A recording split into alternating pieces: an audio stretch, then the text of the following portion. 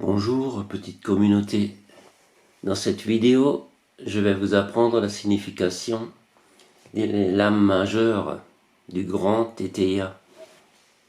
Alors je vais commencer par la 78 qui porte à la fois le numéro 78 et le 0. Alors cette carte est également appelée l'alchimiste. Ce n'est pas sans raison que cette carte est aussi appelée le fou. Elle annonce fatalement une folie, une aberration. C'est au consultant d'y parer. Alors si la carte est droite, ça veut dire que nous avons une attitude stupide. Et si la carte est renversée, c'est que nous allons commettre une grosse bêtise.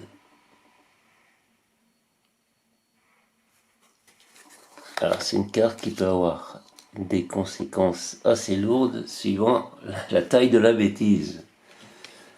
Alors là, nous avons le numéro 1, l'idéal, la première lame.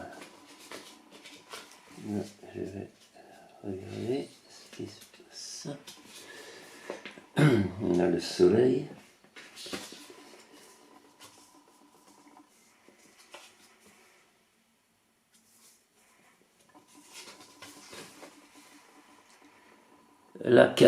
Cette carte est également appelée le chaos.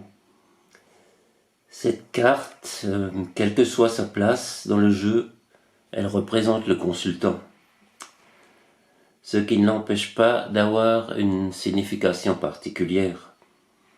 Ainsi, droite, on parle de qualité morale, vertu, bonté, qui profite au consultant.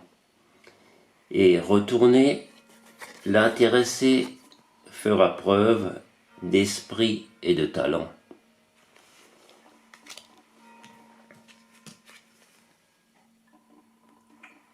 La carte numéro 2, la maçonnerie d'Hiram. Cette carte permet de jeter un regard lucide sur la vie. Elle ouvre souvent de nouveaux horizons brillants. Alors à l'endroit, après une franche explication, les amants se raccommodent. Réconciliation. Et à l'envers, ne vous laissez pas emporter par la colère, elle serait néfaste.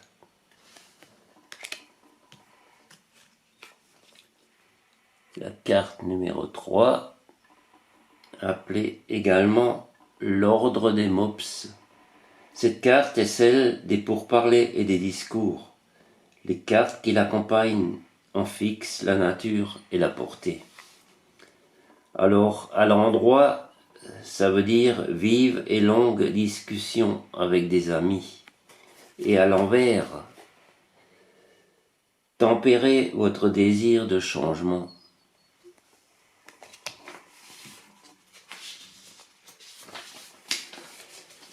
La carte numéro 4, également appelée la piscine,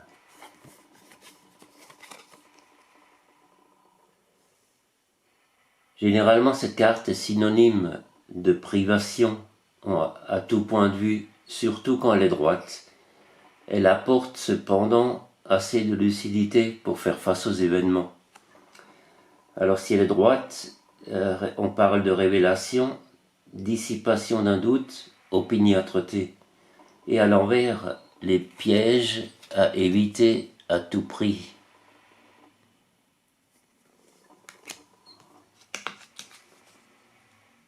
Nous avons la carte 5, l'évangile. Nous voyons les 4 évangiles. C'est la carte qui correspond à la carte du monde dans le tarot. Très importante, cette carte est l'emblème de la réussite, aussi bien en amour que dans le travail. Alors si elle est droite, on parle d'un voyage qui nous serait bénéfique. Il permettrait un rapprochement avec des êtres avec lesquels nous sommes brouillés et un regain d'activité en affaires. À l'envers, elle nous dit d'être prévoyant pour éviter les pires difficultés dans la gestion de nos biens.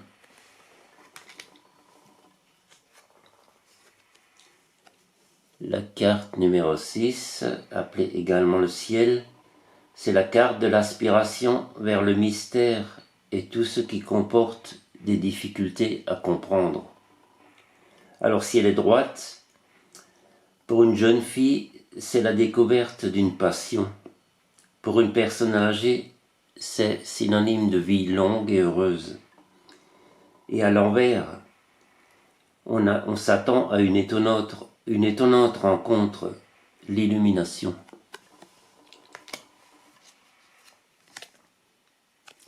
La carte numéro 7, également appelée le serpent. Bien que provoquant l'inimité, cette carte n'est pas toujours mauvaise, car elle donne aussi appui et protection.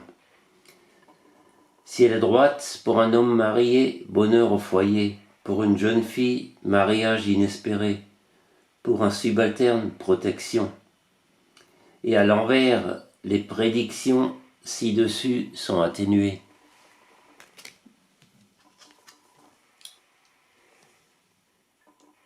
La carte 8, appelée également Ève, c'est la carte qui correspond à la consultante. Cette carte représente la consultante avec ses qualités et ses défauts.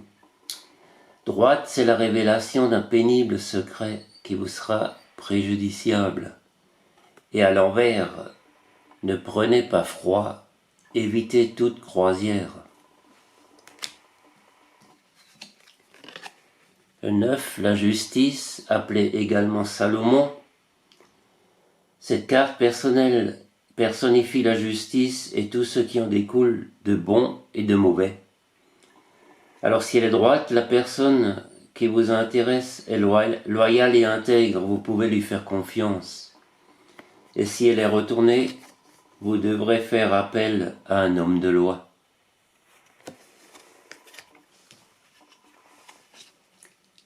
La carte 10, appelée également l'ange de l'Apocalypse.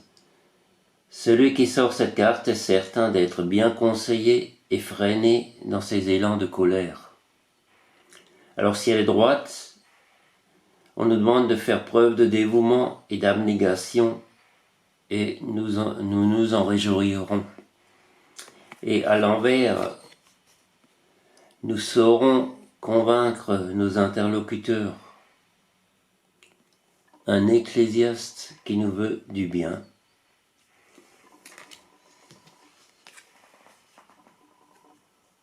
Alors le 11, la force, cette lame est également appelée David. David, c'est la force, la réussite dans la plupart des domaines, la puissance, sauf s'il est mal entouré.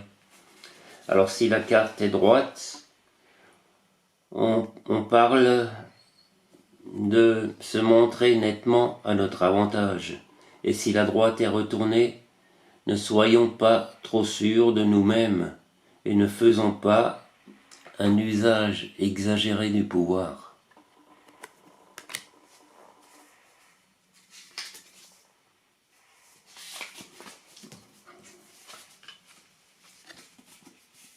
Nous avons la lame 12, également appelée Moïse. Moïse est la carte des politiciens et des diplomates. Il recommande la prudence aussi bien en parole qu'en écrit. Alors si elle est droite, ne faites confiance à personne. Méfiez-vous surtout de ceux qui vous proposent des placements d'argent. Et à l'envers, fuyez la discussion, les querelles de prestige. C'est vous qui en pâtirez.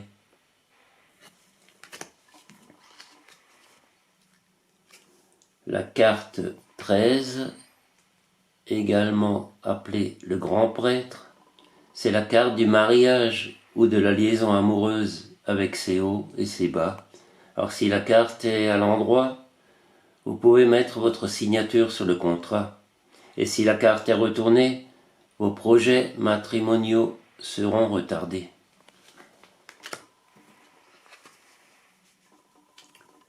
La carte 14, appelée également la force majeure, Presque toujours néfaste, cette carte prédispose à la violence, aux vains efforts, aux impulsions incontrôlées. Alors si elle est droite, vous abandonnerez la proie pour l'ombre. Et si elle est à l'envers, vous ou quelqu'un de votre entourage pourrait être victime d'un rapt, d'un enlèvement. En tout cas, des ennuis vous guettent, voire même une maladie. La carte 15, les chagrins, appelée également Aaron, c'est la carte de la santé physique et morale. Si elle est droite, elle nous demande de soigner nos nerfs qui nous jouent des tours. Et si elle est retournée, des problèmes de perte de mémoire sont à craindre.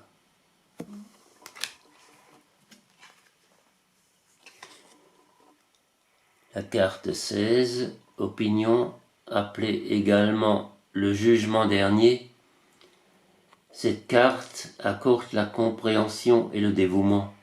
Elle provoque parfois le soupçon et la sottise. Si elle est droite, notre sentence est juste, il faut la maintenir. Et si elle est retournée, il faut faire appel à l'arbitrage d'un ami. Son avis sera approuvé.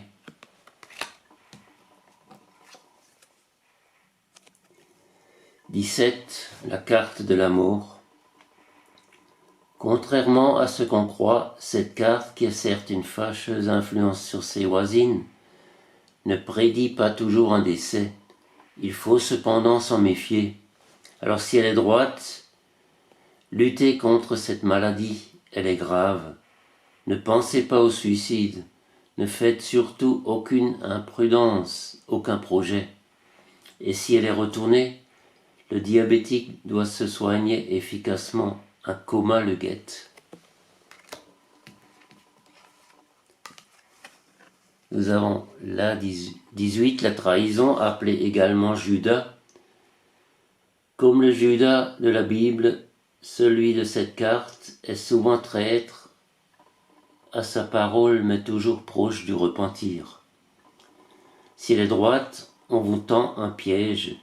Et si elle est retournée, n'écoutez pas ce que l'on vous propose, tout est faux. Donc, carte fortement négative.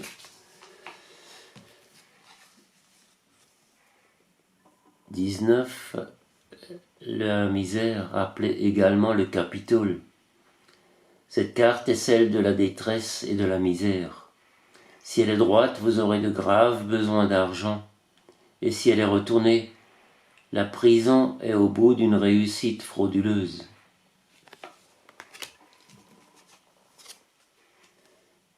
Nous avons la carte 20, appelée également Nabucodonosor. Très bonne carte, tant pour le consultant que pour la personne à laquelle il s'intéresse.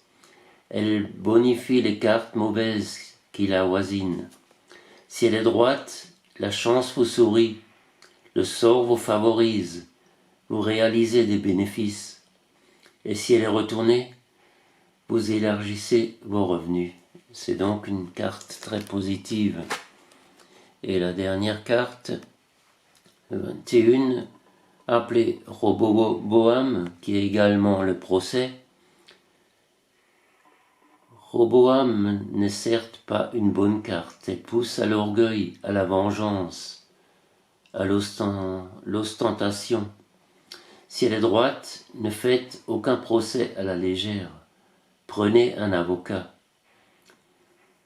Et retournez, vous courez un litige avec un supérieur.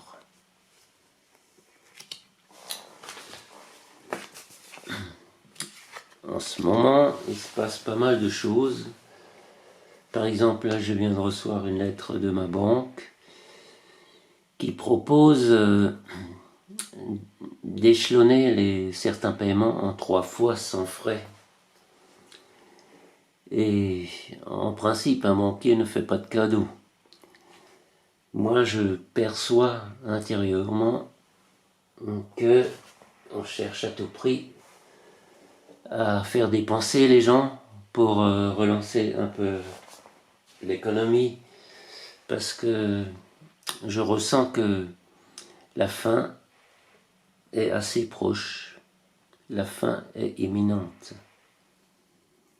D'un côté, on détruit les industries dans le pays, et de l'autre côté, on veut nous inciter à dépenser nos quelques sous, d'économiser.